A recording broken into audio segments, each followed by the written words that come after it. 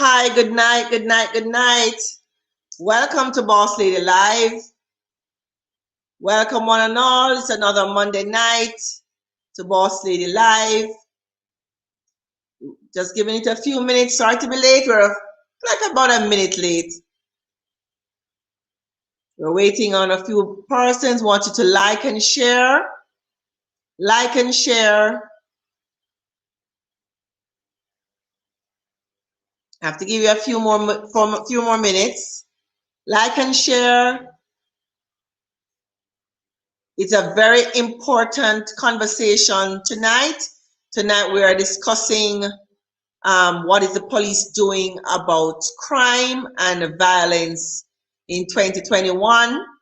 We have had several incidences. I mean, the numbers, I don't know what the numbers are now, but in a few moments, senior communications director, let me get the we'll have his title in a minute. But we have Mr. Dennis Brooks, who will break it down for us, because a lot of persons have questions for the police as to what are they really doing about crime. And although we all are also aware that a lot of the crime and violence is in our homes. Now, the police cannot do much about the crime and violence in our homes. So we have to help ourselves.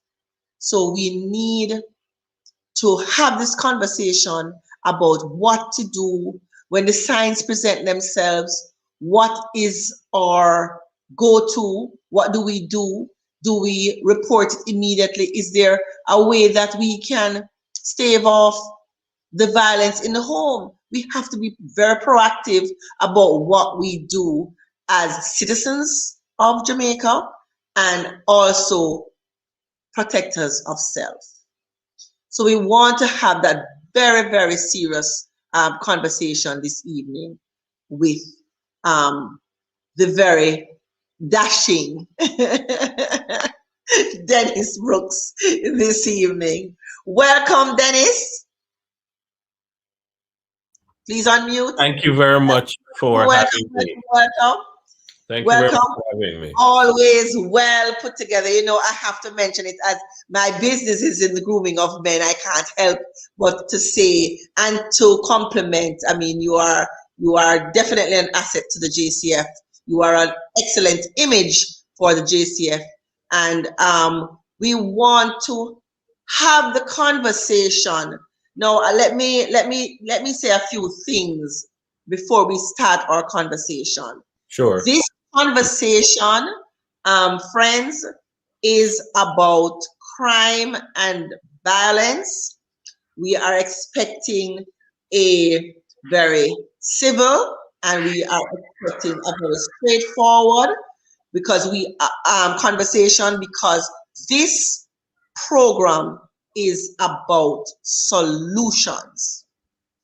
Yes, we know about the problems. Yes, we are aware of all the issues, but we want to be in a better position to have the conversation. And here is the person to have the conversation with. So do not allow this moment to pass, right? We're not casting it, we're not throwing any stones. We want to have a civil, sensible conversation. So welcome. So Dennis Brooks, first of all, tell us a little bit about yourself.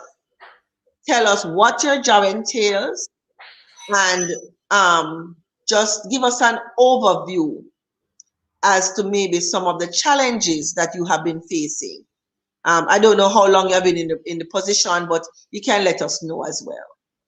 All right. Thank you very much, Sandra, for, first of all, being interested in this conversation. A lot of people have a lot to say from largely uninformed positions sometimes. And rather than adding value to the national conversation, I think some of the times the national conversation becomes very toxic. Right. As you said, I'm the senior communications strategist at the Jamaica Constabulary Force. I've been with the JCF since 2019. I was especially recruited. They tried to convince me for a little while, and I wasn't sure that I wanted to leave the safe space of journalism and from behind the microphone on a daily basis. And I say safe space even more now because definitely it is much easier to talk about it than to actually find solutions. And so I have since 2001 been a broadcaster and a teacher. I have been a teacher of sociology and Caribbean studies at the University of the West Indies. I studied psychology and sociology with a heavy focus on criminology at the time.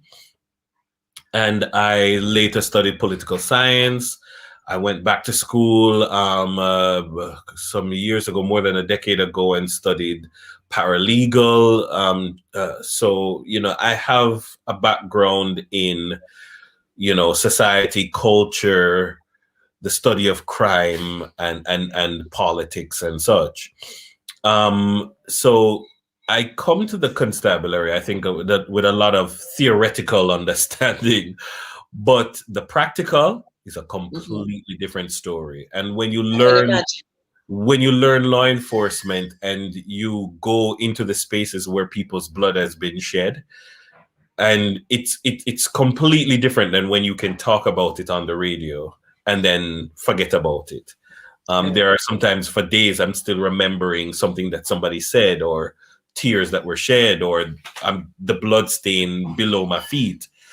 It sticks with you. And my thoughts go out very often to the investigators who have to investigate many murders per year. Right. And if you've had a career of decades, imagine how many dead bodies you've seen and processed over the years. It takes a toll on you.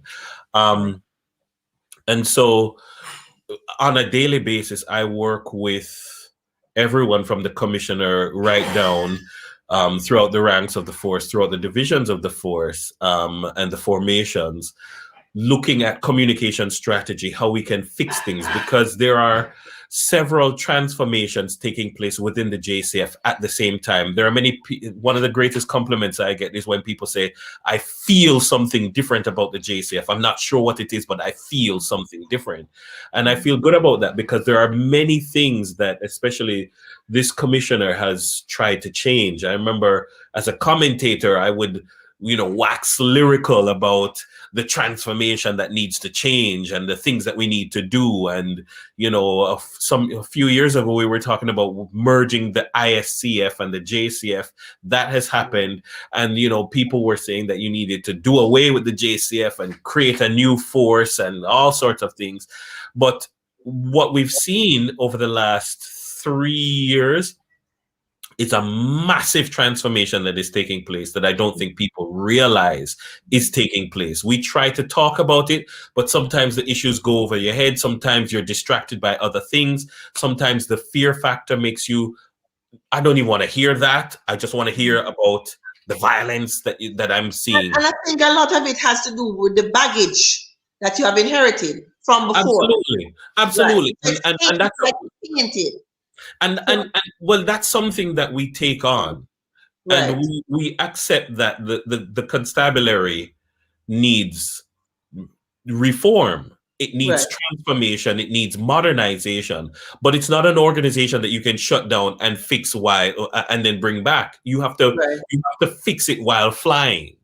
It's a plane that you can't land and then fix and then take off again. You have to fix it while flying. Right. And I think that we've done an exceptional job in the last 3 years or so to effect that transformation. And I'd like to share a little bit about the things that we're doing so that I think that people could see the bigger picture then. Right. I'm happy to take questions. I'm happy to have the interaction, but I would like to share a few slides. Yes. So let me just say to my audience again, people, this is your opportunity. Please do not just sit down on the side. The reason why I don't have a podcast per se is because I want the interaction.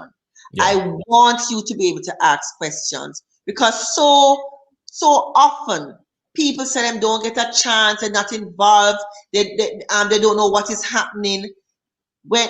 Yet still, when they are given the opportunity to participate, they don't.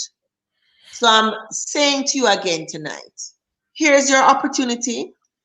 Give Dennis a chance to answer your questions, because there's nobody that can answer the question apart from somebody that's, you don't want it from outside, you want it from inside the JCF.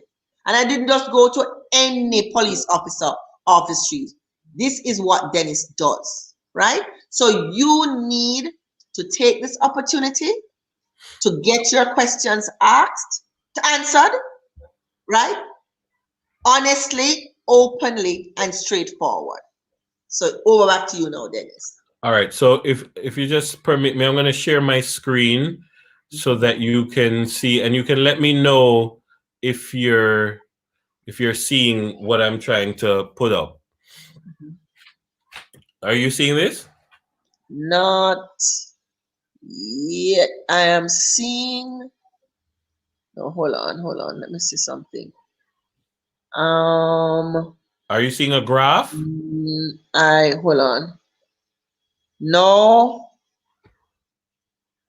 I don't know why. It's no, but because when you did when we were doing the test, it came up on the side, but I'm not seeing it. Try it again, because what is happening now is like another screen with both of us. That's what I'm seeing. I'm not seeing the graph. Okay. All right. Let me try something else. What about now? No? No. All right. What about? Don't know why it came up as another screen a while ago. Okay, I've lost permission to share screen. Let's try again. It was sharing not too long ago.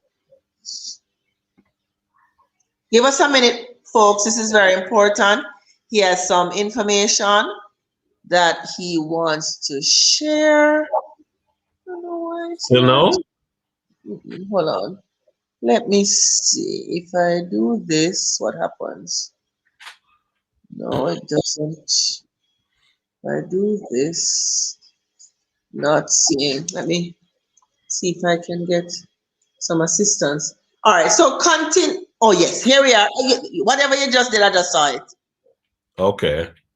Hold on. Give us a minute, folks. It's coming up. Shireen just joined. Are you seeing us now? I don't know why it's not. No, it's giving me multiples of us on the side. But whatever you did a minute ago, it came up. It came up and then it left. Give us a minute, folks. Please be patient with us. We did try. It didn't come up. You're not seeing this? No. All right. All right. Let me see if I can. Even a second ago. When it comes up as multiples of us. I don't know why it's not showing just the graph alone. I'm gonna try, and then if anything, I'll just abandon and just talk. Continue. Right. In the meantime, friends, like and share. Ask your friends to come on so that they can get the opportunity to ask questions. We're here for you. We're just trying to get a presentation on screen, but we're having a little challenge. You know how it is. Technical difficulties. But nevertheless, I know he'll be able to condense it and kind of. All right. I think that I can manage without, Okay. but some of the things that I wanted you to see Yes. um are important, I think. And Hmm. so but let's see if we can work without them. Um so what we're seeing, Okay. Do me a favor. I'm yeah, going to send you an email yes. and send that to send your documents Mm-hmm. to the email, and my admin will upload it for you.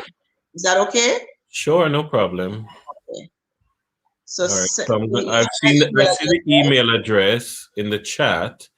I'm going to I'm going to send you the document um now. Right. And just send it to me.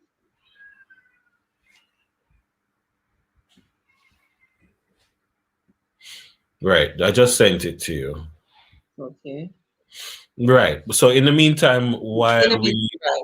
right. So in the meantime, what I would say is that um for the persons who are interested or are concerned about the general picture right now this year, as of this morning, um Mm-hmm. we've had 276 murders since the start of the year. It's 15 more than last year, so that it's just under 6% more than last year. Shootings are up 8.8%, but all other major crimes are down. We have, generally speaking, rape is down 51%. Robbery is down 11.6%. Break-ins are down 30%, which means that major crimes overall are down 12.1%. What we have in Jamaica is the anti-crime strategies of the constabulary are working. Mm-hmm. What is a challenge is violence. Right. And there What's the is a difference? and there What's is the a difference between difference crime and between violence? there's a difference between violence and crime. Mm-hmm. Now, very often violence is a particular kind of force that is used to to achieve a particular end. Now, It's crime, it's it's up now. yes, She has it up. You see right. it? I see it. Yes. So, so when we look at violence, the greatest predictor of a violent act is a Mm-hmm. previous violent act. And Mm-hmm. we have decades of violent acts that we have, as a society, I believe, ignored, that we have not paid enough attention to. Mm-hmm. And it is very serious that very often what we have is violence being played out in our country. And so if you're looking on the screen now, there's Yes. this red line that we often point to. And in the mid to late 90s, we crossed the threshold of 1,000 murders per Mm-hmm. year. Yes. And there was one year when we went a little bit of a dip. We dipped and then we came back up. But certainly for the last 2 decades, we have been consistently above 1,000 murders per year. Mm-hmm.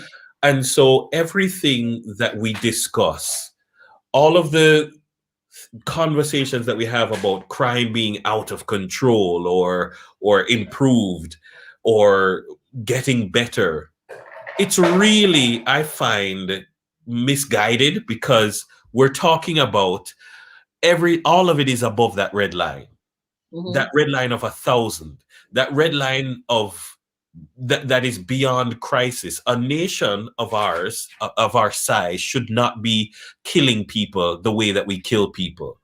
And don't tell me that it is poverty, because Haiti is more poor than us, and Mm-hmm. Haiti doesn't have the murder rate that we have. Don't tell me that it's the guns that we that we import into the country, because Haiti has far more guns. Guns get into Haiti from America far easier. As a matter of fact, many of the guns that get into Jamaica through Haiti. Right. So don't tell me it's a poverty issue, or don't tell me, go back to the previous slide. Don't tell me it's a poverty issue, and don't tell me that a it is a gun issue. We have a cultural issue that we need to fix. And if you Break look at that the bar down, graph, break that down a bit. if you look at the bar graph, let's go next slide, please. If you look at the bar graph, you see the number of years. Next slide, please. Next slide, please. No, no, let me hear you. Hold on. I wonder if I can. No, I can't. Hold on. Next slide. No, you Hold can't. on. No, I can't handle it. Hold on. I just sent a message to her. I don't know if she's hearing you. Right. Okay, there you go. So if you look at the number of years, in 2003 we dipped to 976, which is not a great year. It's not a great year. 976 means that you're going at about 18 or so murders per week. Mm-hmm. And I mean, nowadays, if you're clocking below 20, it's a good week. Right. And so that is a challenge that we have, we live in a very violent context. So let's talk context then. Next slide, please. And if we understand the context that within which we are policing, then I think we would have a better appreciation of what it is like to police a society like Jamaica. So when we look at, we've had 1,500 plus, 1,600 plus, 1,400, 11. We went 1,005 in 2014, but that's not a good year, And I think we need to move away from this idea of 1,000 murders being a good year. So we have persistently high levels of violent crime for decades. We have a pervasive gang culture. We have high levels of public disorder, which take up a lot of policing time. And we have the increased complexity of crime, which we've seen for years, that criminals have been adjusting and modifying their approaches. And so, all right, so step in then. So where's that coming from? If it's not poverty, if it's not the guns being available, where would you suggest this is coming from? I mean, different criminologists will tell you different things. That, I mean, you have, cultures and cycles of behavior that have become entrenched in Jamaica, that have gone without consequences. We have, Obika Gray wrote a really great book back in the mid 2000s called Demeaned but Empowered, looking at this whole badman identity and so forth and so on. There are so many great things about Jamaican culture that are also problematic about Jamaican culture. Our aggressiveness and our bravado are both good and bad, and I think that we need to be more honest with ourselves, and we need a greater level of personal accountability. It's just like COVID. Like, we always are trying to pass the buck on to somebody else. It's somebody else's fault why things are getting out of hand. No, it's my fault. It's your fault. And we need to deal with it. And I don't think that we are. And you do not have enough police in society. You do not have enough soldiers in society to deal with some of the crimes that we've seen. And when I talk about crimes, I mean the violence that we've seen. We have seen in the last 12 to 24 months, multiples of people being killed over a missing bike in Clarendon. We've seen in Mobay a triple murder over a yam hill. We've seen a girl kill her co-worker over an argument over a pot cover. We've seen a boy kill his father over some empty bottles that were sold. Mind you, that father was selling empty bottles while that boy was in lockup to help pay for his food that he was bringing to him. And that same young man killed his father over empty bottles. I've seen a case of a young man kill his brother over an argument over a room key for the room that they were both living in. And But so, it seems to be more like mental illness going unchecked. you know, I suppose the public health specialists as well as the community psychiatry specialists would have those perspectives. From a law enforcement perspective, it becomes very difficult to enforce this. It's hard to, Right. it's how do you prevent, for instance, somebody being in an argument over lotto scam proceeds or lead lists, and then Is it because of education?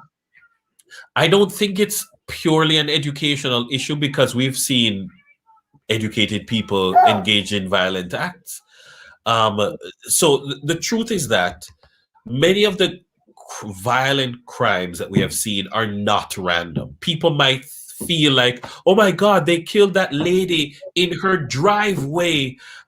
It could have been me. And then when you investigate, you find that the lady, an elderly woman, was in a relationship with a 22-year-old man who was in a relationship with a 22-year-old woman, and he and his 22-year-old girlfriend conspired to kill her to take her things, Ah, you know? And so, or people in the diaspora are fearful to come back home because, oh, I heard they killed a returning resident. But the returning resident came back and was building a house and wanted to do so at the cheapest possible price and became involved with people of questionable character. And you're hearing Jackson in the background. yes. Very good. So what we're seeing is a very large percentage, and if we go to the next slide, let's go through some of these slides. A very large percentage of the crimes that we see are gang related, and when I say a very large percentage, I mean somewhere in the high 70s to mid 80s. Yeah. Mhm. And then another large percentage of the remainder is interpersonal violence. Wow. Interpersonal violence. So you are more likely to be killed by someone you know and had a relationship or some long-standing relationship rather than some stranger. It's not what people often think. And so the victims and perpetrators of murders are largely belonging to a similar demographic. And so from if you look at even just the numbers from 2013, 97.3% of murder suspects were male, 84.8 were 35 years of age or younger. In 2013, 90% of murder victims were male. So and the numbers are similar from the most recent study. So what we're seeing is you're more likely to, in terms of the number of people being killed, young men killing other young men. Next slide, please. And so victims are often attacked by people they know. The crimes are concentrated within certain communities and within a particular demographic group. And so approximately 80% of our murders in Jamaica are gang related, directly or indirectly. So they're because they're murders of convenience as it relates to gang activity. So are you involved in a gang? Probably not. Um, so your likelihood of being killed shoots up astronomically just by virtue of you being in a gang, or your son is in a gang, or your son is, or your cousin or your grandson is in a gang, and they are bringing danger to your home, and you know that they're involved in a gang, but you didn't do anything about it. And so, Right. if we look at the past year in Jamaica, because people are like, what have the police been doing? We have Right. been a lot of our resources have been spent um, helping with the COVID-19 pandemic. So we have had to police quarantine zones. We've had to do escort operations, taking people to and from quarantine sites. We've had to now enforce the Disaster Risk Management Act, which is very often let me not say it's a waste of policing resources, but it is a pressure on policing resources that if we were just a more disciplined people, we would Right. not have to be doing these things. We've been doing our own partnerships with the PSOJ to provide relief support, and it has had an impact on us. Our members are a part of the society. They live in the communities. They are going to contract COVID-19 by virtue of being on the front line, and if not, by virtue of living in the spaces and going to the supermarket in the same spaces, or just existing, because that's the reality within which we live. And so Yes. we've had additional zones of special operations. We had to police a general election in the context of COVID. We had floods that we have to think about as well, that we had to provide increased support for. And so much of the shift. And the list goes on. Right. Next slide, please. But So, before you go on, Dennis, you're speaking about the gangs. The gangs have existed forever. Jamaica, as far as we're concerned, is a small place. yeah. Is it a lack of will? Because, all right, I'm speaking as a civilian. Yeah. I'm looking on, and because I can only speak as a civilian. Absolutely. So I'm looking on, and I'm saying it's the same. It appears to be either the same people or their associates. All right, it's not. It's different. It's very different these days. Now, let's think about this. We have first generation gangs, we have second Yes, generation gangs, we have third generation gangs. Think yes, about when you were a young girl going to the party and you heard the music bigging up the dons and the real bad man from back in the 70s, and you hear about the communities when that used to be bad. You remember yes, those tunes, and you bust a blank because you might talk about real bad man. And yes. you think about those times of the Jim Browns and all of the other real bad man from back in the day. What was the murder? What was the murder figure like? Look back I at the tell you, graph. Look back at the graph. And these were times when we talk about real bad communities that were at war. There's no real bad communities that are quote unquote at war. But look at the rate then: 300 and odd, 500 and odd, 600 and odd, 700 and odd murders for the year.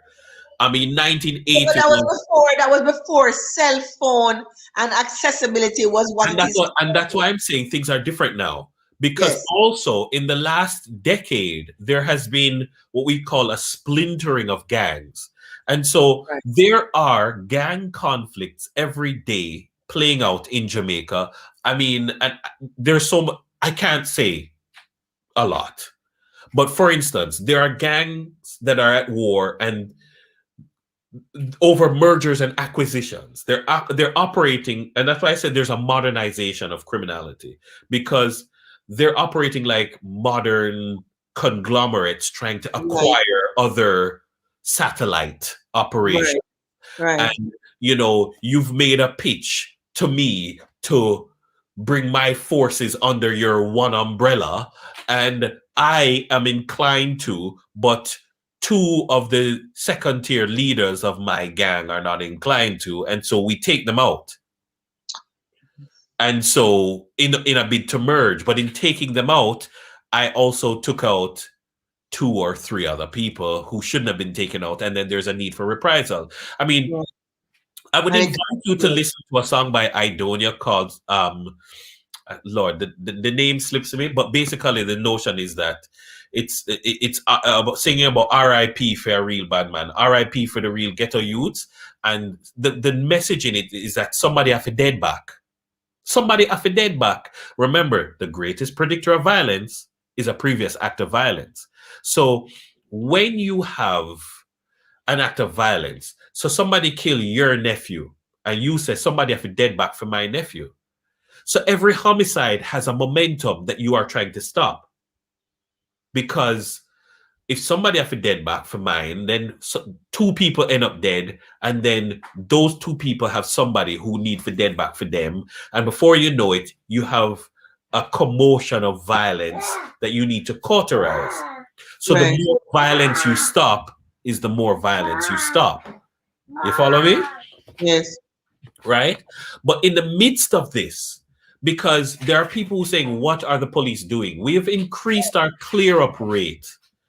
2019 it was 33%. In 2020 it was 45%. And bear in mind that you only have so many police investigators policing murders, and it's the same people policing last year and the year before and the year before. So when you now come to me, somebody came to me the other day and said, my father was murdered in 2013.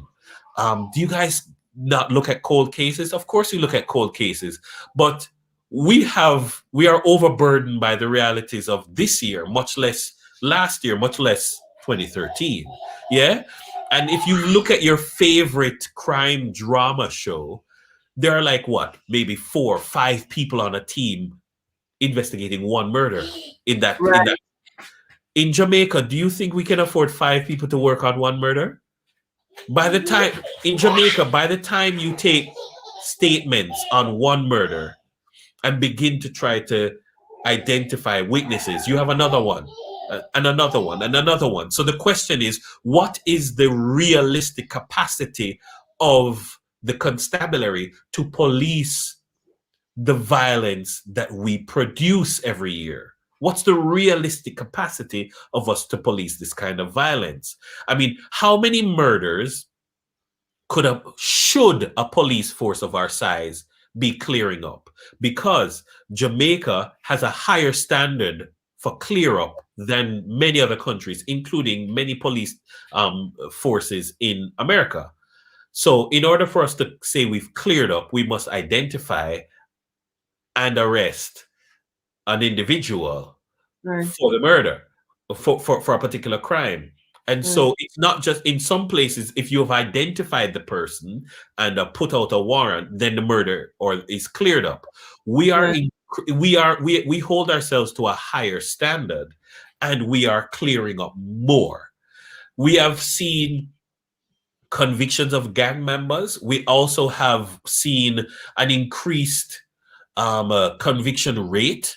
The DPP very often speaks of the fact that she has seen more persons pleading guilty because of the quality of evidence that the police are bringing forward. And if you notice, we are often victims of our own success. So, I mean, every day journalists call me about a particular murder, and like they'll say, the murder yesterday, have you held anyone? And I often say, it doesn't move that quickly. But what we have seen, and I'm sure you would have noticed it, in short order, many times in short order after a crime has been committed, there are persons in custody. Haven't you Right. noticed that? Haven't you noticed that in short order after that gruesome killing of the woman in the church, we identified the necessary persons and they were in custody? Once upon a time, people would be asking, it's been months now and we've not heard anything. Now it's been hours, it's been a few days, it's been a week, and we've not heard any new updates. Why? Because we are ramping up our investigative capacity. And we have seen that in last year, we significantly increased the number of people that we have arrested for murders, which means that we are moving quicker. If you've noticed also, in many instances, when the incident happens, we are there shortly after it happens. That Mhm. is the benefit of new technology that I'm going to show you. in a short while. We go to the next slide? So we've been doing a lot of things in expanding the capacity of the force. We have been doing a lot of things in terms of improving the ability of the police to do their job. Because so when you people ask, what are the police doing? Or they're only doing these things. That's not true. So let's look at three pillars. You have law enforcement activities, you have force transformation, and you have stakeholder engagement. So those are the three broad areas. So yes, you have crime reduction and crime control. You have improving public safety and citizen security. But you have the need to transform the JCF, as I said, while flying the plane. And so you Right. have several things that we need to fix because we also need to fix the organization to perform better. Right. Also, we need to work with our stakeholders, which is why we are changing the way we communicate, whether on social media, mainstream media, and direct engagement with the public. Next slide, please. So those are the three broad areas. If anybody would say, what is the JCF doing? Right now, those are the three things that we are focusing on, and everything falls within those broad headings. So in terms of law enforcement, every division has policing plans and these reflect a suite of activities that range from intelligence, intelligence-led initiatives to special operations to other forms of investigations to preventing crimes and gaining valuable information. So every division has its own policing plan, and every area that we cover has its own area plan because the imperatives of St. James are very different than the imperatives of Portland. Right. The focus of Hanover is not quite the same as the focus of St. Anne. There are different imperatives that different divisional commanders have to deal with. St. Andrew South is a very different policing space from St. Catherine North. St. James is a very, very different policing space than Westmoreland, for instance. And so there are different divisional plans. And then there's the broader strategy that I'm talking about. Right. So when we look on the law enforcement strategies, we have enhanced security measures. We have anti-gang strategies that are specific to the gangs in the different divisions. We have science-based investigative strategies. And we've seen a significant increase in the use of DNA and ballistics, which is part of the reason why we are securing more guilty verdicts and more guilty pleas. What is our capacity to deal with that? And there were maybe like we had a very low number in terms of ballistic experts and those things. We have significantly increased our usage of science and technology as well. So I'm not sure if that slide is in this presentation. It's in another presentation that I've done. I'm hoping it's in this presentation, but if not, I'm going to try to find that particular slide from another presentation during the Q&A. So just make a note and remind me. I can give you some numbers about how we've significantly increased the use of forensic science. I mean, I'm off the top of my head, and I'm thinking about a particular case where there was a shooting incident, and the person was held with a gun. And when his DNA was taken from that shooting investigation, we found that he was the person involved in a series of rapes in the parish. Okay. And he pled guilty because of the weight of evidence that we brought. Yeah. So I mean, those are some of the things that when we look at, we're able, and I don't want to say too much, we're able to track ballistics on firearms to identify the movement of firearms around the country, and which firearms are pointing in the same direction, so they're with each other, or the ones that are against each other. Can't say much more about it than that. Right. No. We've increased police presence. If you notice with PSTEM, you've now seen a greater focus on management of public spaces. And let me just ask, you see, Sandra, if people were more disciplined, we would have more policing resources to do other things. Let me give you Right. an example. Every day in the corporate area, we have to deploy about 200 to 240 police to man traffic lights that work. Think about it. We have to deploy between 200 and 240 police to man traffic lights that are not broken. They All work right. perfectly Hold fine. on. So hold on a minute, Dennis. Isn't that why the X's were put in that space? Yeah, but what That does it matter? What does it matter if people are not going to comply? So you have to so, put so what I'm saying, so therefore, with increase of Jamaica Eye and with the cameras at the stoplights and so forth, can't there be put in place the cameras just like in the States? As if I go to a toll, by the time if I you come break a back, light, it comes to you get it in the mail or something like that. get it in the mail that X amount has been taken off of my credit card based Yeah, because but I we don't. Yeah, car. but hold on. No, we have certain challenges with that. Well, first Yes. of all, you have that would have to be included in legislation, and in the So current why hold on. isn't No, it in legislation? What I have you been told? I Because you know to get I back to I'm water, a no creature of one, law no one enforcement. know. Sandra, I am a creature. The JCF, we enforce the law. We do not make them.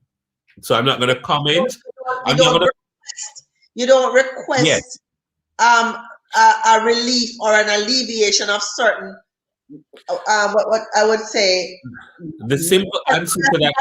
that's a like a disciplinary issue versus a crime issue. The simple answer to your Spending question. expensive resources The to simple answer to your question. find I get what?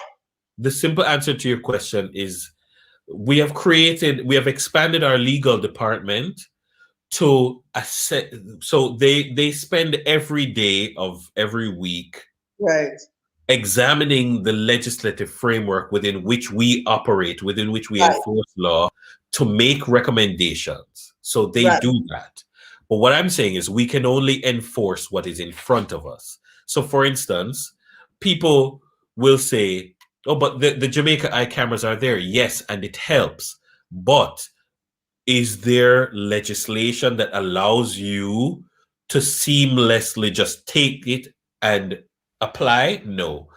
That is remember that the new road traffic legislation though passed, the orders have to come into effect. So even that is something that is it is not operationalized. Then the new road traffic act, that is some, and the reality is that we send out 200.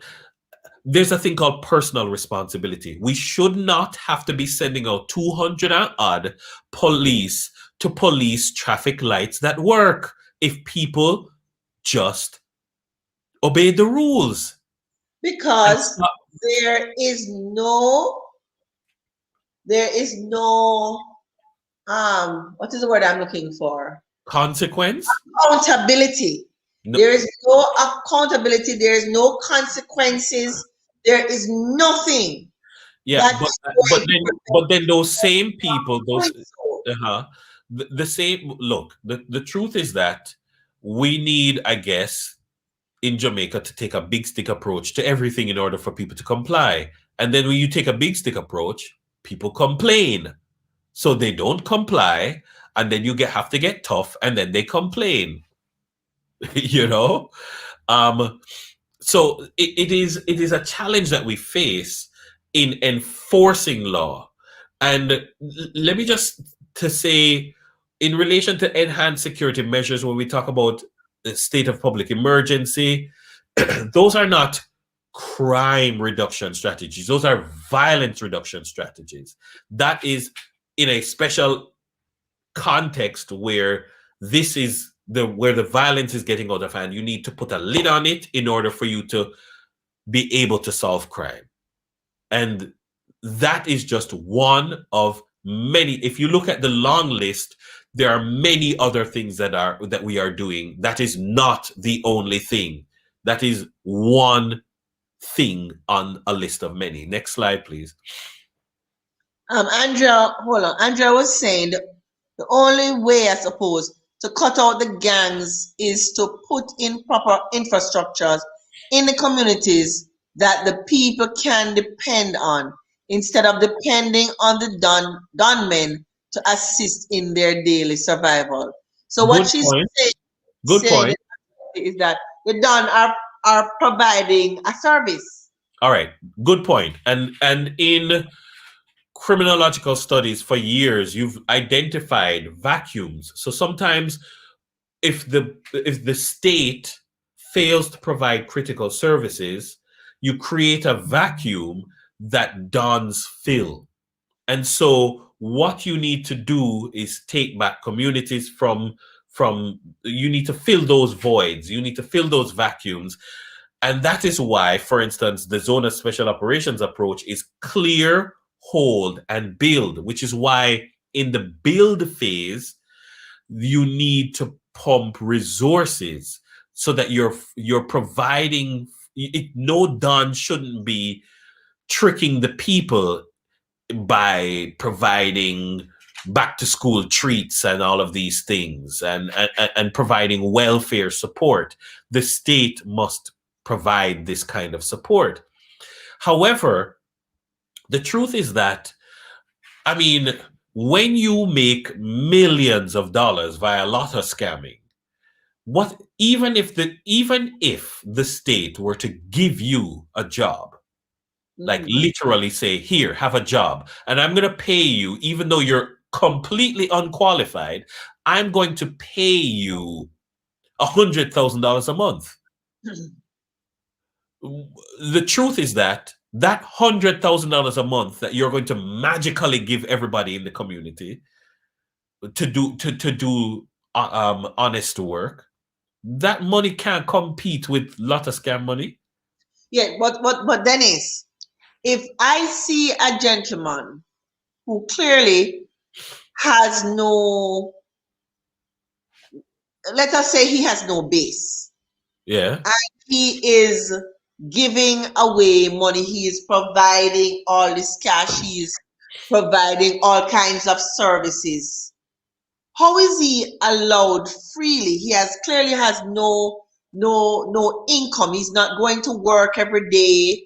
He's not, there's nothing on paper that he earns. yeah. What in the States, as you know, many people don't go to jail because they were caught red-handed, but tax evasion. What is happening with those things? I mean, isn't there a system in place where these things, I mean, to me it looks like a lack of will on the not on the part of the police. No, I'm not talking, because you are not, that's not your area.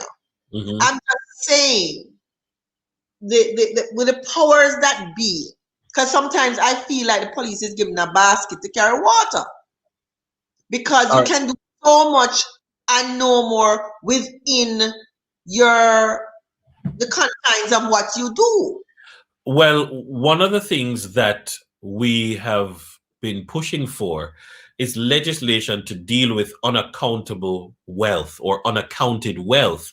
That you are 22 and you have no education, and you are the owner of a $22 million luxury vehicle that you bought cash.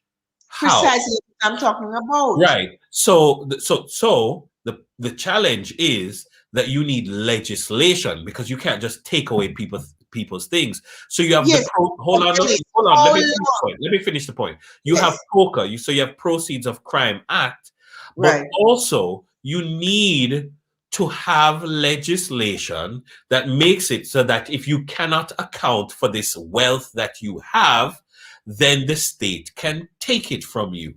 Yes, but Dennis, I was about to say, Yes. we have been at this crime thing for years. Yes. Can you give me one reason why that legislation is not in place? You're not going to get me to comment on that, Sandra. Ask a politician about it. Therefore, to me, it's just a lack of will, but yet still we get up and complain. It's coming like an individual who has a victim approach. They're not doing anything about themselves, but they're a victim of everything. I don't. I will say you make an interesting point. All right, continue. I'm just saying, it's frustrating. Imagine. If we're really serious about crime, Mm-hmm. then we'd have to put in the things that stop crime. Well, without saying a lot, in relation to the JCF's counter gang strategy, we identify gangs as entire organizations, not just the guys who go pie. Right. We also have to target source of funds. We have to target the support systems of gangs. We have to target the businesses that hire them for other services, the businesses that buy their products. And again, I can't say much on this, but there are gangs that seek to acquire legitimate lines of income, as well as illegitimate lines of income.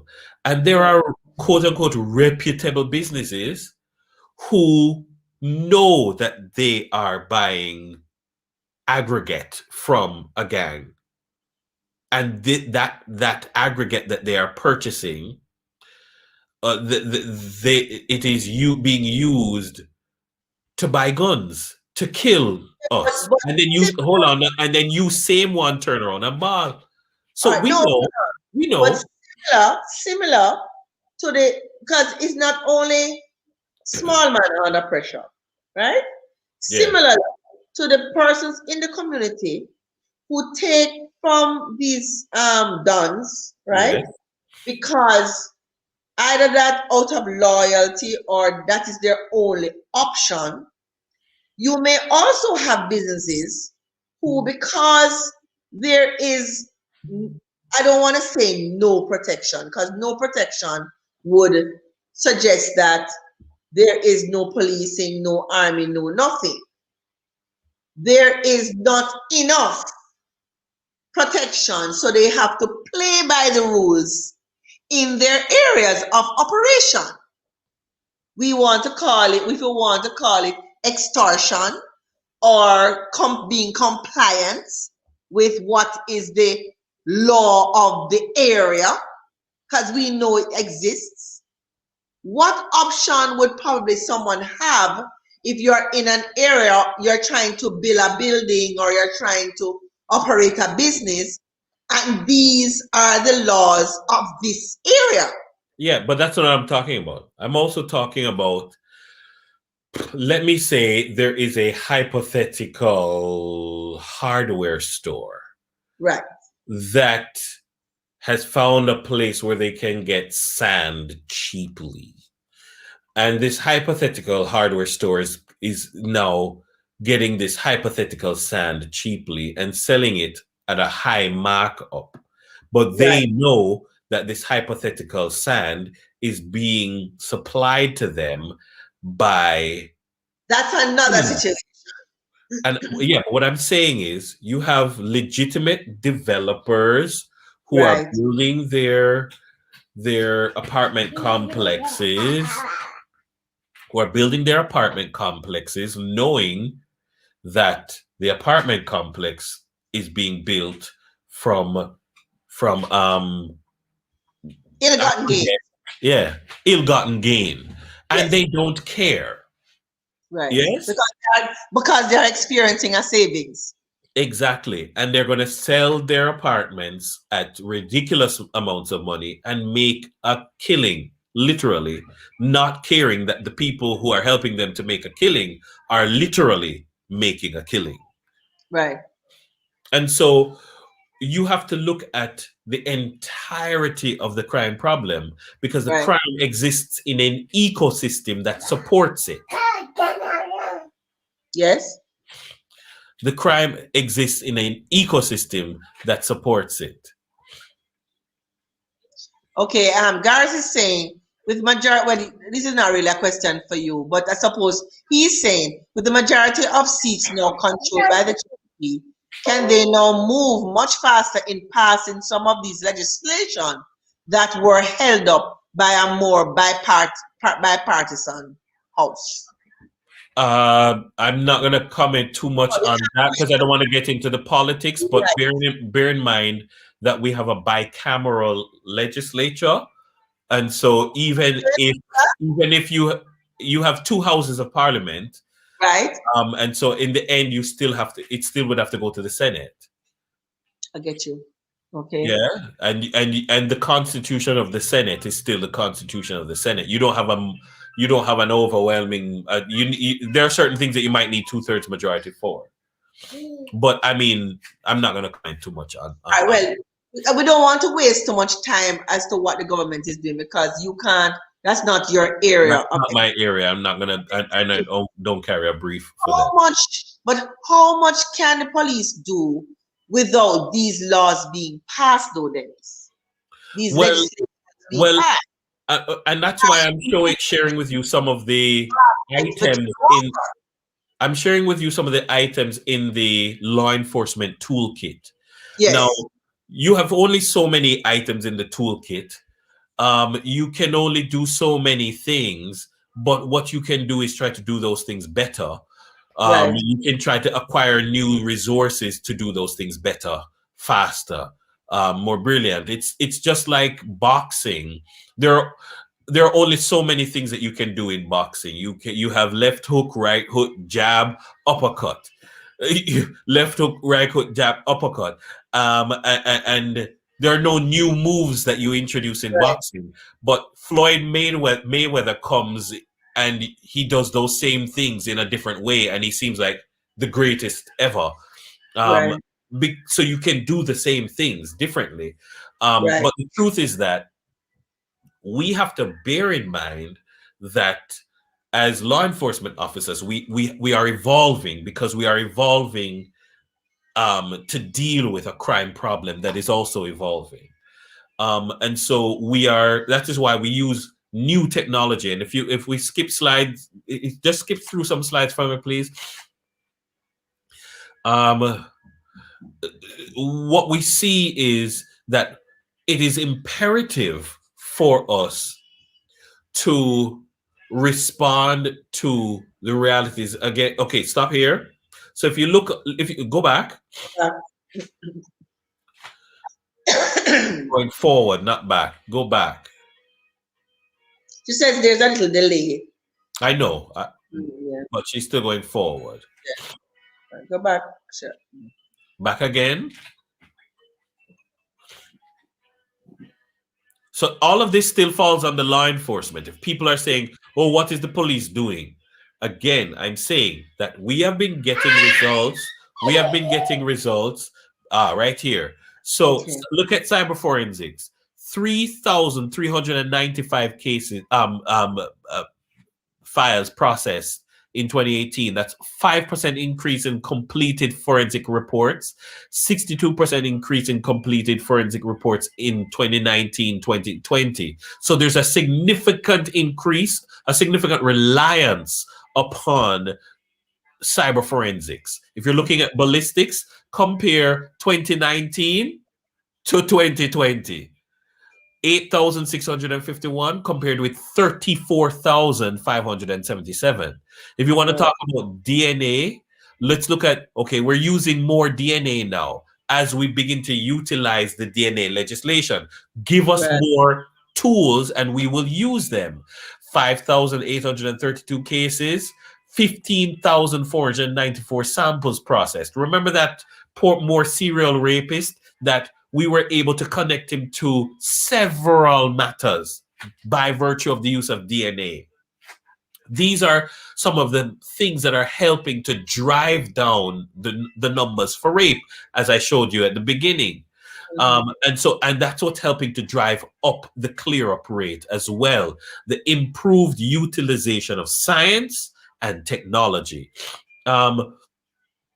Next slide, please. I apologize. I'm a bit stuffy in my Yeah. allergies are acting up. I've been working with you.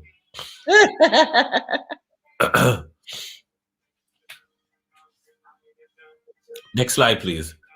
Yeah. Okay. So yes. Again, I mentioned P-STEP, Jamaica I, and the PECC. A few weeks ago, when we saw there was a robbery in Mona, and the young lady immediately went to Matilda's Corner and reported it. And between tracking cell phone, tracking Jamaica I, working with Police Emergency Control Center, working with P-STEM, we tracked those two groups of bike men who fled the scene. Right. We ended up holding these men, arrested them. We recovered firearms. We recovered 9 cell phones. We recovered over $200,000 that they stole from various persons. This is an example, and I listened to the coordinated manner in which the Police Emergency Control Center and Jamaica I were working together to grab these people. And the same thing happened about 3 times in the month of December in the St. Andrew North area. Why? Because we were expecting it in some respects, because we know that in December there's an increase in accusatory crimes. And so there's far more resources put into it, but those are not necessarily sustainable across the entire year. Next slide, please. I'm gonna try to just skip through a couple of things. I want to get to the transformations. Next slide, please.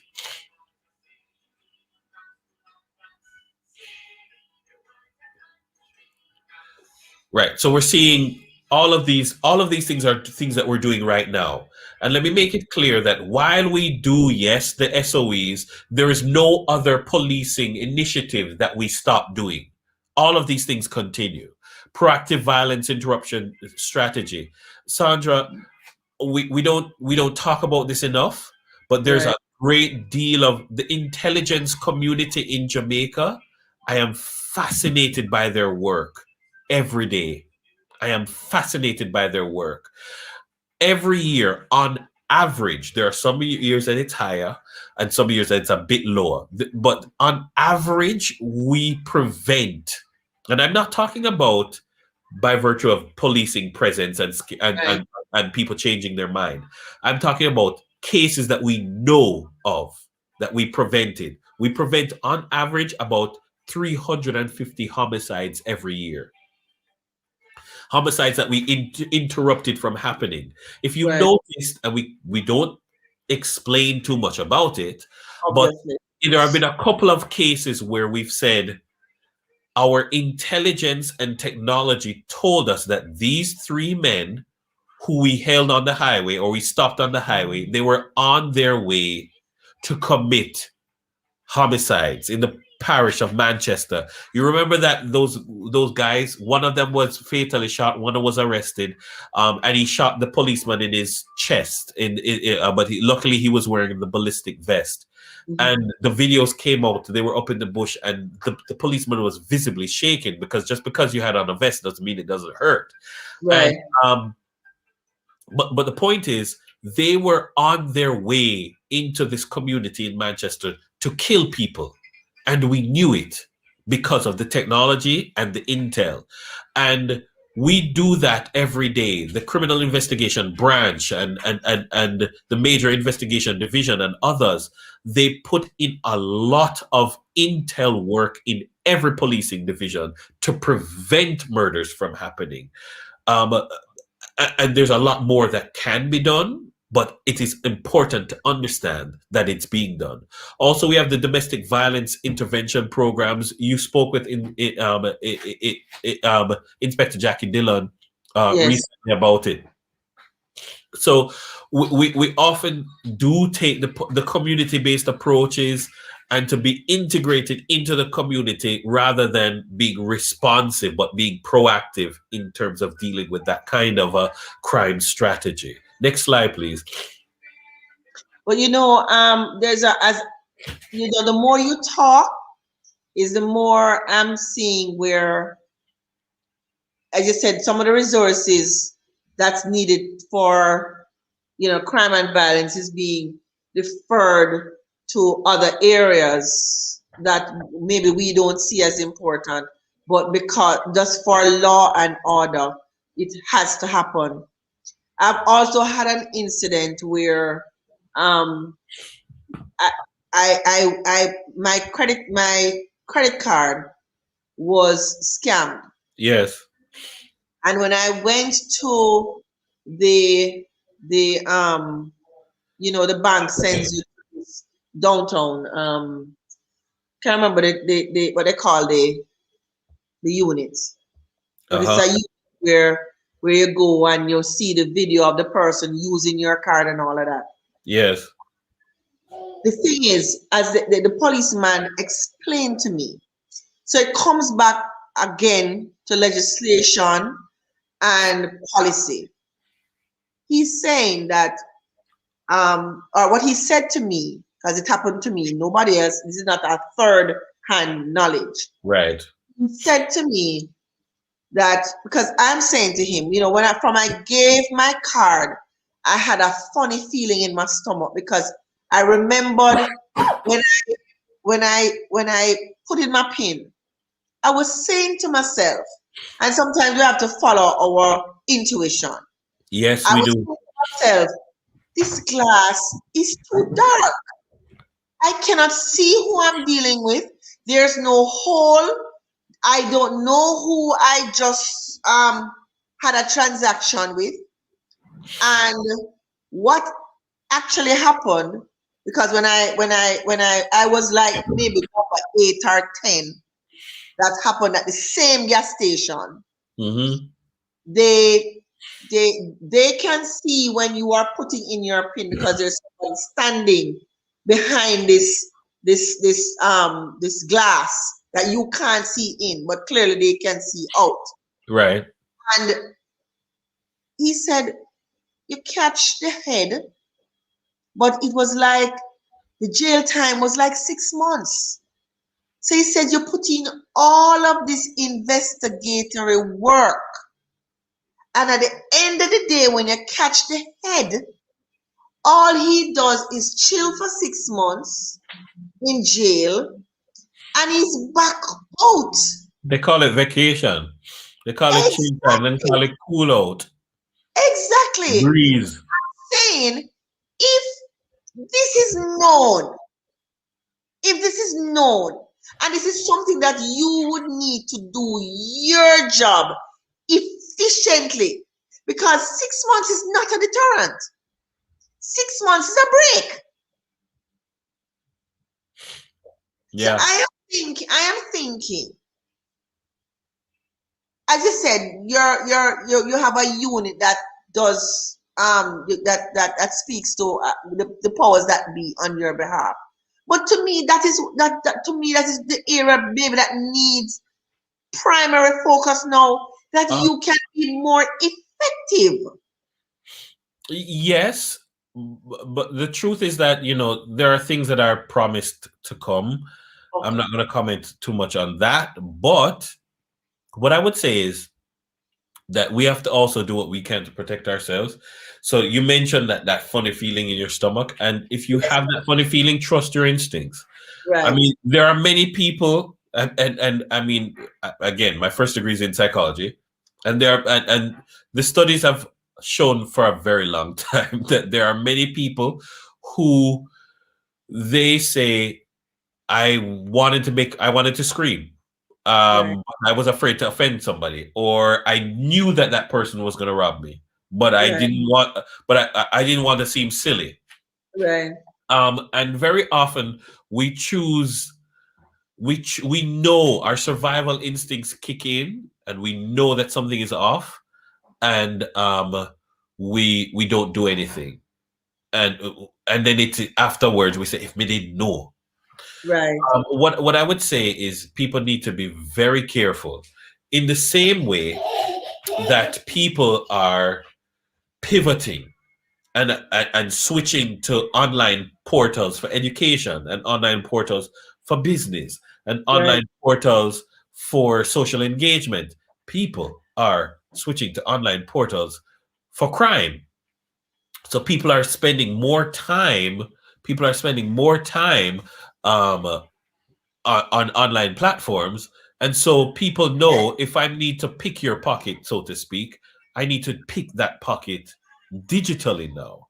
And Right. so also, because of the anti-lottery scamming initiatives, we have gotten better at preventing them from scamming people abroad. And all they've done is turn on people at home. So Yes. all of Yes. those people who were supportive of the scammers, the people who would say, who sang with Vibes Cartel, don't call it scam, call it reparation, those same people are now singing a different tune when the scammers are not looking to rob the white lady in Florida, but they're looking to rob your grandmother or your mother or you. All of a sudden now we need to do something about these dirty scammers, because now we do. Now we do, yeah? And so therein lies a part of the problem, that when they were in their infancy, so to speak, we didn't think it was a problem, or we know that their ill-gotten gain is from scamming, but we take the things because too many people are just licky and don't, and know that the things are ill-gotten gain, but they take it anyway. So Right. therein lies another problem. Yeah. How much more time do we have to go through Go these? ahead. Go ahead. Continue. I'm working with you. Next slide. Yes. I'm just going to skip through this section really quick, so if we could just move through it. I Okay. just want to So let me just say, Garth also said, as someone living in the diaspora that would love to invest in the country, I'm very skeptical because of the crime. What advice do you have for someone like myself? what I would say is, if you're interested in investing in the country, you have to do profiles on what types of investment work best for you. I'm not an investment advisor, but as it relates to crime, as I said, major crimes are down. There are some that are not down, and those, I would say, be careful of especially the people who are returning residents. Be careful of the people who you come back and do business with. They're not necessarily the people who you left. They're Right. not necessarily the people who you should be doing business with. And I think that some of the times you want to cut corners, or you don't ask the right people the right questions, or you take hearsay from somebody, and then, because in order Stay on the main street. Stay on the main exactly. street. Don't go through the back. Don't go on the back road. Exactly. There are people, and I mean, I'm not going to justify the actions, but there are people who are just really mean. And like, there are entrepreneurs who come back, open a business, and I don't trust these damn Jamaican banks. I'm gonna keep my money in this in the safe. And the workers who you treat badly know that you walk around with large volumes of money, and I don't want to spend my money and hire a private security firm to transport the money to the bank. So they know that every Thursday at 10 o'clock, you with your mean self gonna take the money to the bank yourself. And Right. you who treat them bad, they're gonna turn on you and get their friends to come and rob you. And it happens. So you can speak with the divisional commander in your parish, or where you live, and they will arrange the police to take the money, to help you take the money to the bank or from the bank, etc., or hire a private security firm and have it done. At least that way it is ensured, and that you have some recourse. So Right. there are things that we could do better if we just did business better and treated people better. There are look here, Sandra, there are a lot of homicides, and I'm not going to even dare try to excuse them, but in many instances people treat people bad, and there's a lot of bitterness and vengeance. And one of the differences now, I think that also because of the specter of guns for hire, what we have now is we are really seeing the true nature of Jamaican people. Because once upon a time, Sandra Samuels would say, "It hurt me, yo, I feel like I'm gonna kill him," but you don't have it in you to kill anybody. Right. But you know, Tom Strokes does. Tom Strokes don't know him, but you've convinced Tom Strokes that I will pay you $100,000 or $200,000 to kill him. And so he does it. And so it becomes more difficult now when you're trying to solve a crime that has been one of that the person was hired to do it, because he don't have no motive. You have the motive. And so you have now people in our society who are in arguments with their family members over deadlift, and That's a big, you are willing to hire someone from Westmoreland to procure someone from St. James to come into Trelawney to kill your sister, and you are willing to implicate your two daughters in that crime. Or you've killed your brother over some foolishness and chopped him up and put him in a crocus bag and had your mother and sister help you clean up the murder scene. Come on. How do we police that? right. You know? And these are the things, but mind you, we are, one of the things that I often say is we are the masters of our own fate. So it Right. is for us to decide what kind of a society we want. Absolutely. And we have to decide do what kind of music we want on our airwaves. What should we be listening to? Because it's all fun and games when we are singing Bus Boy and Make Mara Jump. But when it happens, then we come to, oh my gosh, he And you're busted dancing to somebody. it. And I'm like, you're a hypocrite. You're Because dancing to it. you're a hypocrite, and your favorite artist, it could be a criminal, and you defend him like he's some messiah. So for me, we have to decide what crimes we are really serious about and what should be the penalties for those, because it cannot be that in our society. Let me give you an example. Like in America, if you have a drug, if they're saying our big problem is drugs right now, in the 80s they might have said that, or in the 90s, our big problem is crack. So if you have a small amount of crack that could reasonably be thought of as personal use, that's a misdemeanor, and you get that. But once as you go larger than a certain amount, that is not personal use. You're in trafficking now, and that clicks in another kind of crime.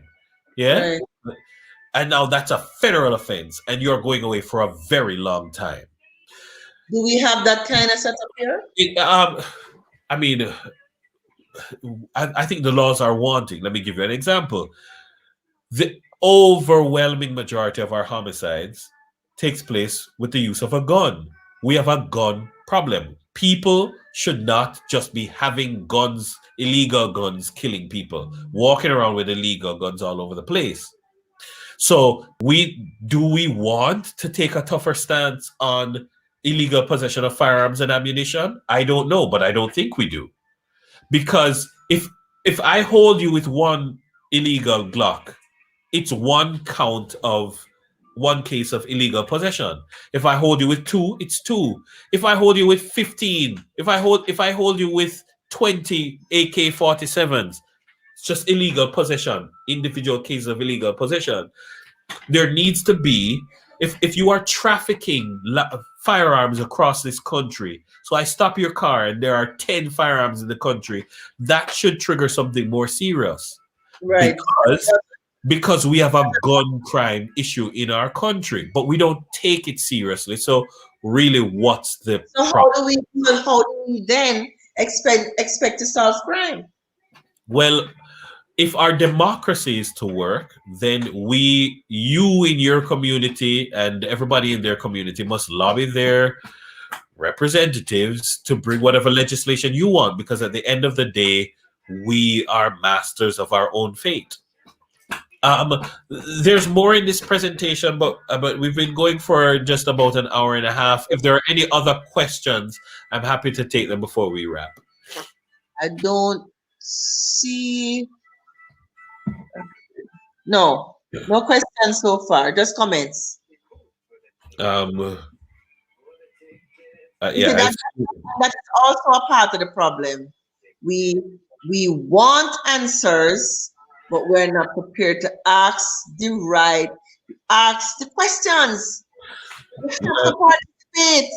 We have to participate. A program such as this, I should have overwhelming questions rolling on the side of my. maybe what you'll see is in the comment section after you share it, you'll have the questions popping in. What I'll do is I'll monitor your social media and try to pop in and answer the questions if they ask. That would be great. That would be great because not many people watch the live, and so at times, and then know they come in on the back end. But Yeah, that's right. so all right, what I'm hearing you say is that a large amount of the police resources, if we as a people were disciplined, could be freed up. And this is just traffic alone. Just Oh, traffic alone. absolutely. Oh, absolutely. Like, and it's So, not just. so is there no way? What can we do? Or I suppose we could lobby the government, but then if they're if they are, Sandra, we just need to do the right things. It comes down to personal. We just need to do the right things. People we know better. overnight. People So know what better. It's is the same people who bungle up to go onto the bus in Jamaica in half a tree. They line up to go onto the bus or the trains at Grand Central Station, and there's absolutely nobody punishing you. There's nobody punishing you. You just fall in line. When you go to London, you just fall in line. And yeah, there's but an you know Jamaicans hold on, said let me finish the point. already. There is a lack of respect for rule of law in Jamaica, because in I Jamaica, cha, do adjust the 100 running. Adjust the them running. broke bad already. So what do we do now? You know, that requires a great deal of social engineering. And that requires a great deal of. People like to talk about public education campaigns. I don't think we need public education, because people How know people better. know what? Because when People, they go to America, they conform. When they go overseas, period, they they, conform. they don't even need to go. They go Cayman and conform. Absolutely. You know, and it's the same But issue it's that we're seeing. because there are no consequences here. Well, yeah, but even when the consequence is death, because you cannot tell me that there are no consequences. The consequences, people die, people are injured. Every year we say we're trying to bring road fatalities under 300. How many times do we do it? Why can't we bring it under 200? Why? Because we know that there's a certain amount of indiscipline on the road. People don't care, even when they're killing off themselves.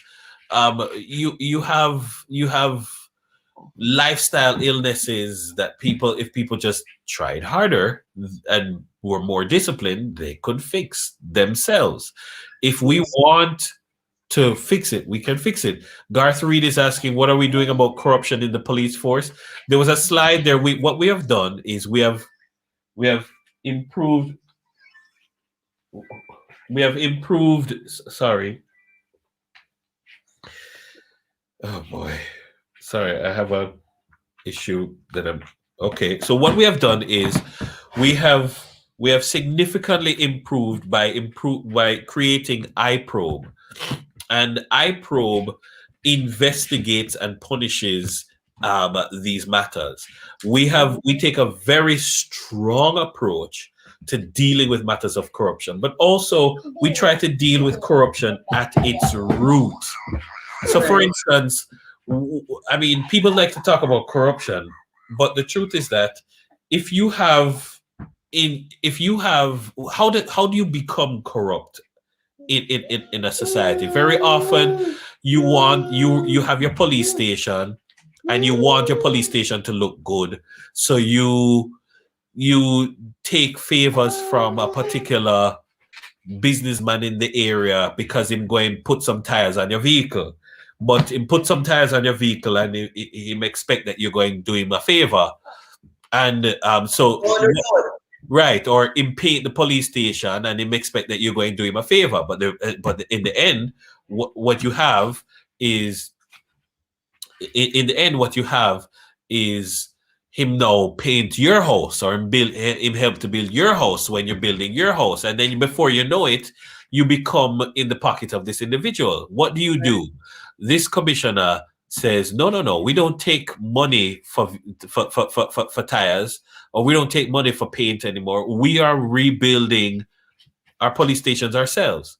We are Right. maintaining our fleet ourselves. We're not this whole licky mentality. We're not taking things from people. We are doing it ourselves. We are so these broken down police stations. We are rebuilding them ourselves, as you can see here, because we don't want it to be a case of you having to be beholden to any powers Right. in the community. Now, the truth is that you do. I mean, where you have it, we stamp it out, and we come Right. down very strongly on it. And that's a difference with the JCF. You will hear about it because it's we same one have to investigate and crack the whip. In other Right. professions, you don't hear about it, so you think it doesn't exist, but it does. And so iProbe has been very instrumental in dealing with police corruption. Okay, so Andrew said, why do taximen have at least 20 tickets outstanding? That does not make any sense. They do it as there are no consequences, and they know that the government will soon give them amnesty. I'm not going to comment on amnesty and government policy, but what I will say is it needs to be clear that if you have one traffic ticket, that is a particular offense, Mhm. but you cannot collect unpaid traffic tickets.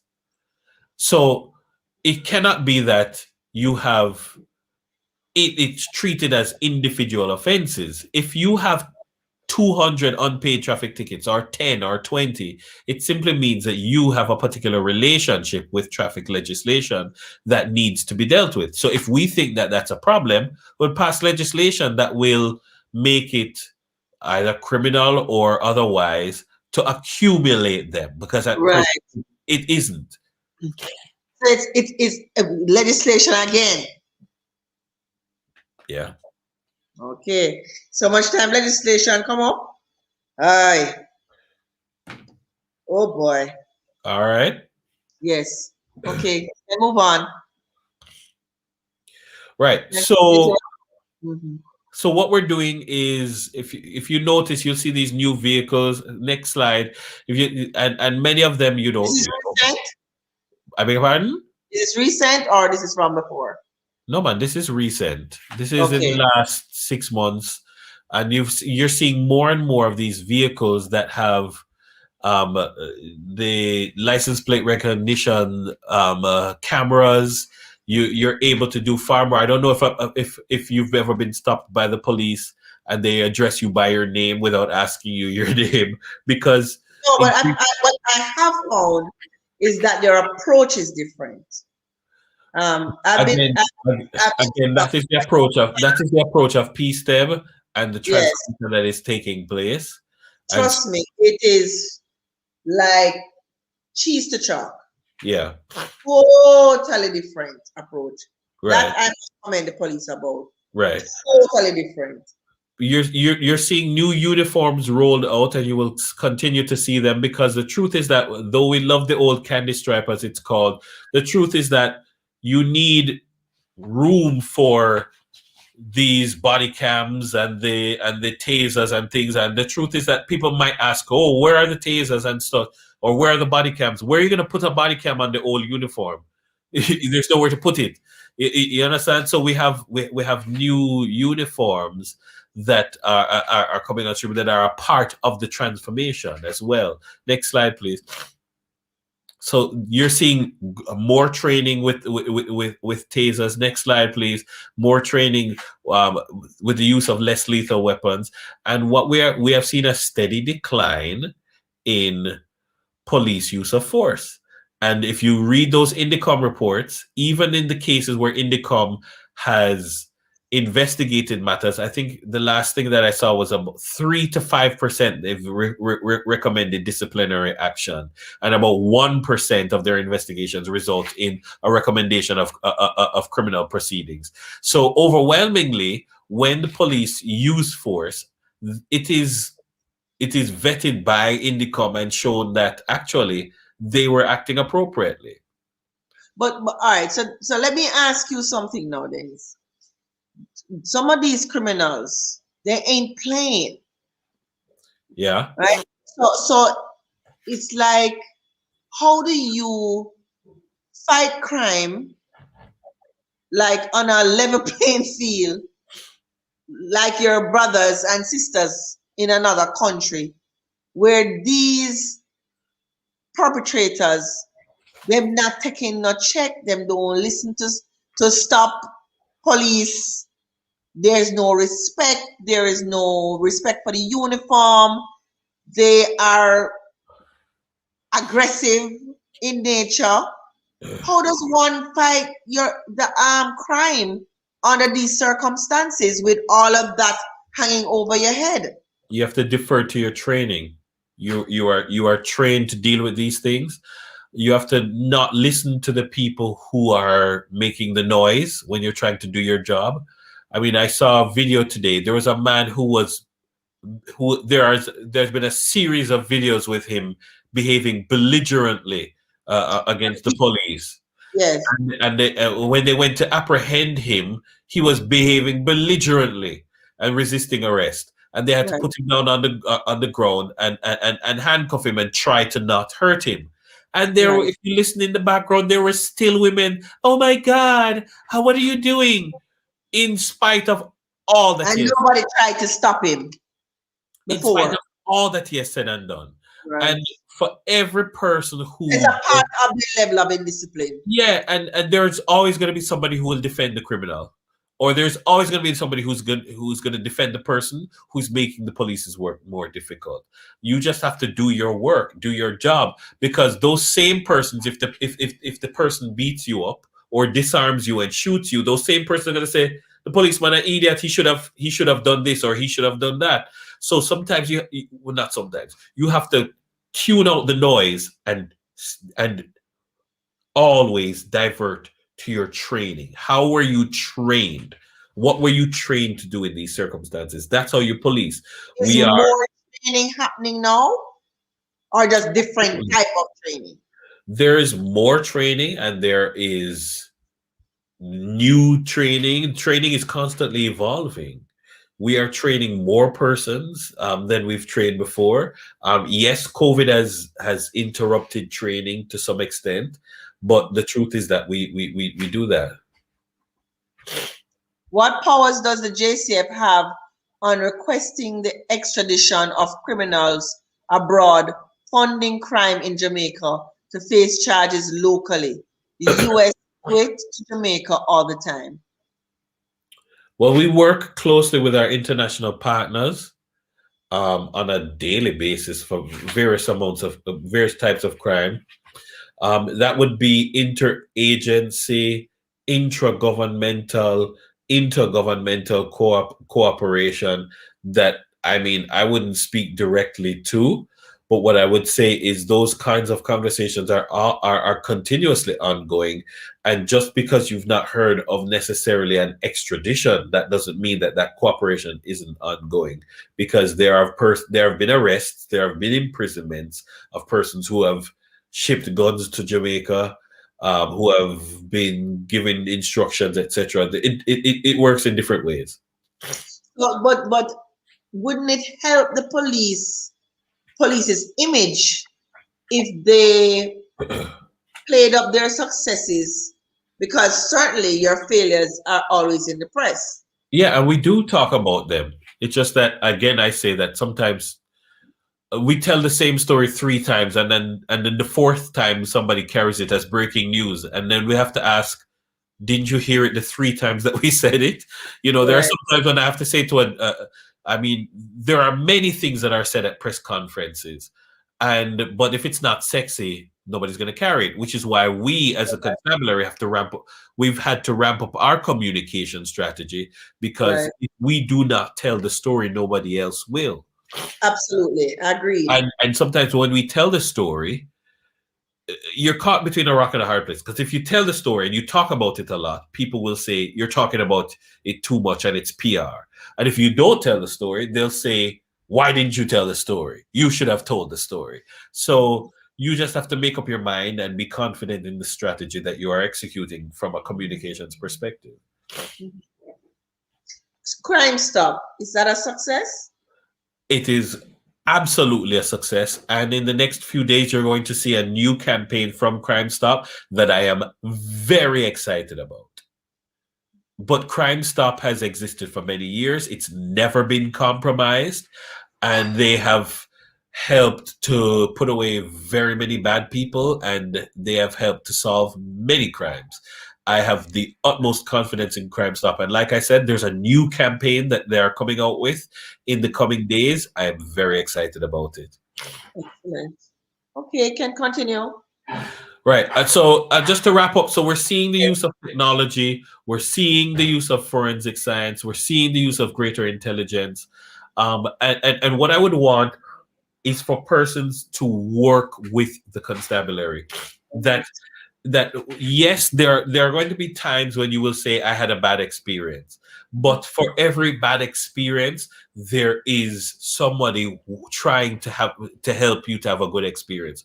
I do a lot of work. Some of the times I am overwhelmed by social media requests for assistance.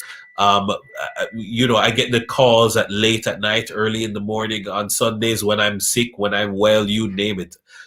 And in terms of coordinating and connecting people, we want to work with you. We often say, help us to keep you safe. And we push the mantra that we are a force for good. People often talk about this whole thing about force. There's nothing wrong with force if you are a force for the right things. Right. And we always say that in addition to being a force for good, we enforce the rule of law. That's what we do. We don't make laws. We don't deal with correctional systems. We don't deal with the justice system. We enforce the rule of law. Right. And we try to do so by showing respect for all. So even in a violent confrontation, we're trying to show respect for all. Even in the most difficult circumstances, we are trying to show respect for all. And if you've had a bad experience with a member of the constabulary, I apologize, and we'll get it right. We are continuously working to improve ourselves. We are continuously working to And the train. onus on us also to report it that you can do something about it. Exactly. Exactly. So that's where we are. That's what we're trying to do.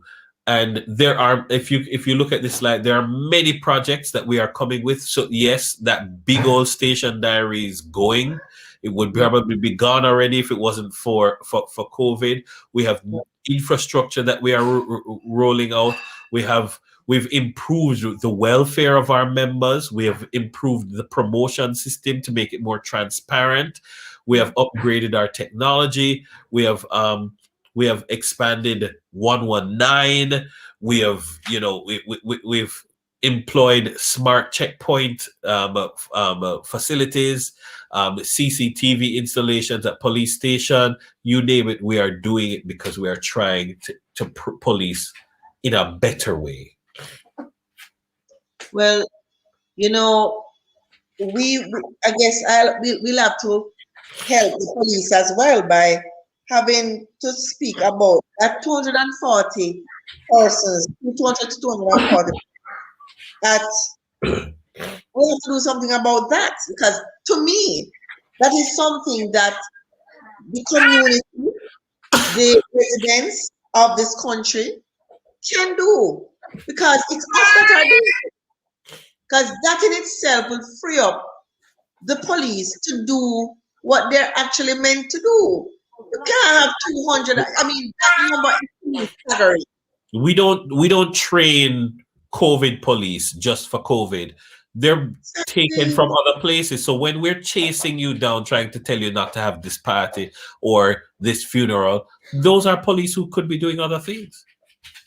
And then we complain when there is not a police around when crime actually happens. It's just like in the hospitals. If you weren't putting so much pressure on the healthcare system, they could be doing other things. They could be helping you so that in your emergency, that you have redress, that you have help, and that is something that people need to realize, that you are placing undue pressure on the social systems of our society through your indiscipline, and it will have you if you sow into the wind, you'll reap the whirlwind. All What right. is one last question before I wrap? Is Gat is asking, what is your view on Indicom?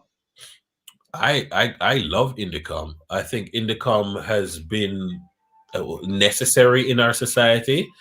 Their reports show that the police do very good work. I mean, just looking at Indicom data alone, as I said, that the overwhelming majority, in the high 90% of the incidents that Indicom investigates, it shows that the police were correct in how they handled these situations. So I have no reason to be anti-Indicom. Indicom, sometimes there are differences of opinion in terms of how things are reported.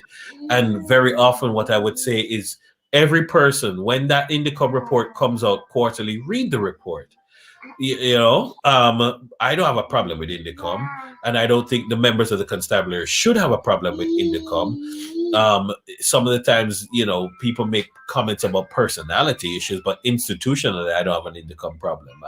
My view of Indicom is that it is doing something that they're supposed to investigate. It's a part of holding people accountable, and Right. I don't mind being held accountable.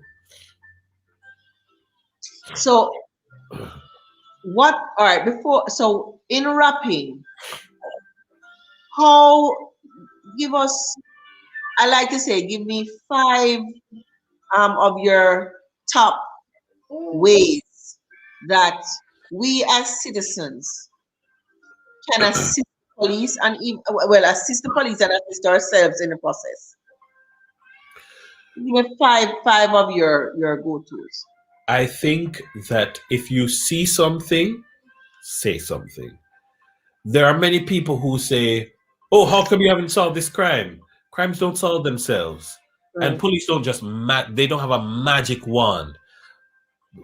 If nobody wants a crime to be detected, it is very difficult to detect it, and if nobody wants a crime to be solved, it's very difficult to solve it.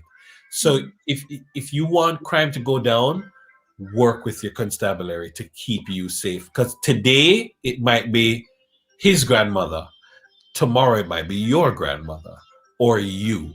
Yeah. So everybody needs to feel like they're a stakeholder in the process, and they Yeah. need to feel like they have they have a reason to want the constabulary to be successful. So I Right. would say, if you see something, say something. Give information to the police. Somehow we've come to this whole notion about inform and all sort of something, and this whole notion has been bastardized for the by the very criminals themselves to protect themselves. And I say that must end. We must come out against the anti-informer culture, the anti-sharing information culture that exists, which should not exist. So for me, I want a shift in attitudes and behaviors. I want a shift in the public's perception of their responsibility. We as we all can be a force for good, not just us in the constabulary. You can be a force for good. You know that this person is involved in criminal activity. Say something. Don't do business with them. Starve them of your money so that they will realize that this is not the way that they should go. You know, we also have a commitment. There's a thing called corporate social responsibility. We should have a commitment to the unattached youths in the community in which we live, and grab them before the gangsters grab them. Many instances you saw them drifting gradually in the direction of criminality, and you did nothing. And all you did now is to say, Miss Sandra, big son, him a big time scammer. And he went to prep school, and he went to a good high school, and he went to university, and him turned big scammer. And you just take that veranda gossip. Right. Why didn't you do something to stop him sliding down that slippery slope? So I'm really big on personal responsibility. I'm really big on being a force for good. And I'm really big on treating people better. Treating people how you'd want them to be treated, so that people don't have that anger and bitterness and resentment that often fuels the motive for the next homicide. That, Right. but boy, you never pay me, and then you diss me on top of not paying me, which make me want to chop you in your face, you know, and then me chop you in your face, and then you have to chop back somebody, and you have to chop back somebody, and before you know it, 6 people are dead. Because if you look at the nucleus, it started off by just people just not them heart dirty, and you just treat people bad. Yes. Says one last question: the witness protection program. I think we have a very good witness protection program. I think that people are very often indisciplined. I mean, I know of cases where people refuse to go in witness protection. I know of cases where people are in witness protection and then come out to go look woman. They're being protected at great expense of the state, and them thief way and go look woman and get killed. People just do the right things, you know. But there is a very robust accountability and responsibility. There is a very robust witness protection program here in Jamaica, but we can't talk about it because that would defeat the purpose of the witness protection program. Absolutely. Okay, well, Dennis, this has been an earful. Where can they? Is there a site, a website that they can go to and get all of this information, get updated news? Because, you know, people don't really know where they can get information. Some of them don't research it. Some just don't know that it's available. jcf.gov.jm is a great source. .gov.jm. .jm. It's a very good source. Also, if you follow us on social media, at Jamaica Constab on Twitter, at Jamaica Constabulary. Jamaica Constab? Yes, or that's on Twitter. That you can follow us for reliable information. You can follow us on Instagram. Search for us, Jamaica Constabulary Force on Instagram and on Facebook as well. Those are our social media handles right there. On Twitter, Jamaica Constab, and Jamaica Constabulary Force on Instagram and Facebook. So it's easy to find us. The website is a great resource as well. And can they leave questions? Is there any of those avenues that they can leave questions? On our social media pages, people DM us all the time. Sometimes it is overwhelming to respond to all of them. Believe me, again, we have members who respond, but then they have other policing work to do. It's very difficult to respond to everything, but we do try to respond as much as possible. Okay. So Garth is saying thanks. Garth is saying thanks, Dennis. You're giving I me appreciate that, Garth. hope. I appreciate it. Keep up the work. Keep up the good work. Thank you so much. I mean, I know you're very busy and I know you're not well. Yeah. I really, really must say thank you for agreeing to this very important conversation. And I have quite a few takeaways. And I mean, the legislation has to, we have to, as a people, work on legislation because to me, it is holding up our success rate or more success because you're already experiencing success. But I think the police force can do so much more if they had more support from the government. You don't have to say anything, I'm saying it. So I just want to say thank you, thank you, thank you. Really appreciate it. You gave us a lot to chew on. I am impressed with the information given. You know, sometimes when you're overwhelmed by either social media or the news of the constant crime, you feel like you're underwater. But hearing what the police is doing gives us some hope, right? Gives us some insight as to what is being done because many of us just go away just based on the sus, you know, the sus culture, which I don't buy And it. sometimes it you go away based off of what news items are sexy and what news Right, items attract the most attention.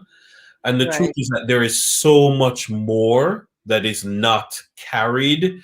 There's so right, much more that probably people don't pay enough attention to because it's just, it's not as attractive. I mean, they say bad news sells, right. and that kind of a thing. I am going to have my because I'm still going to have my program because I still have that challenge as well. Whereas you know, bad news goes viral, where good news and good information is you're lucky if you get two likes. You know how it is. But we press on. We will not give up because we are all banging into the 2030 vision where we can live a Jamaica where people can live, work, raise our families, and do business. So we're working towards that 2030 vision. I am on board and I'm trying to get everybody else on board. And people, it's really up to us to work with the police. Yeah, yeah, and you have let us. I mean, people say, well, some of the police corrupt.